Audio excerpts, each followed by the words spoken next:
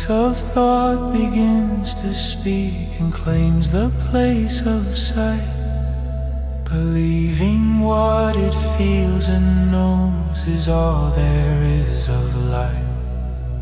The mind steps forward as the self, the senses take the throne, mistaking tools for what is true and wearing borrowed names. The servant wears the crown of truth, the master fades from view, the watcher bound to passing thought, mistaking for the truth. When mind and feeling speak as one and claim the seer's role, the light grows dim behind the noise of who we think we are.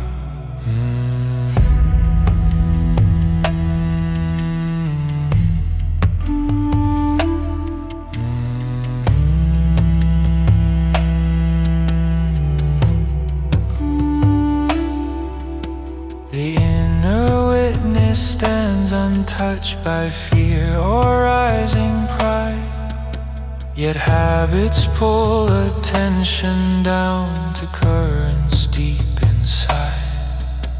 Emotions surge, opinions form, the mirror turns to face what moves and shifts from moment to moment instead of silent space. The servant wears the crown of truth, the master fades from view, the watcher bound to passing thought, mistaken for the truth.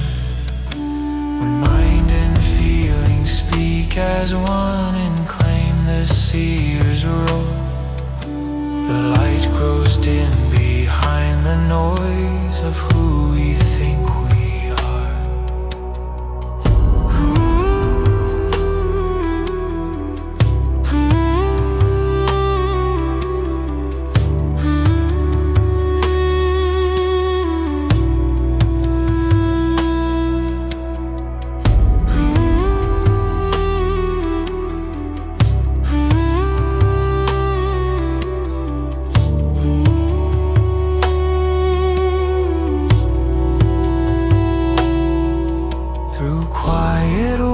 And steady breath, the roles begin to part.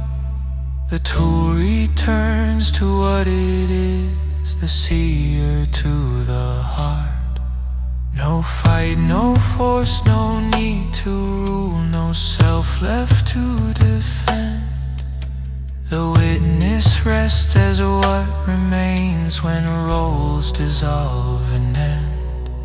As self-assertion loosens grip, the seer stands alone, unbound by thought or fleeting mood or stories once believed. The mind grows clear, the heart grows still, aligned with deeper truth, and life unfolds in silent grace from what has always been witnessed.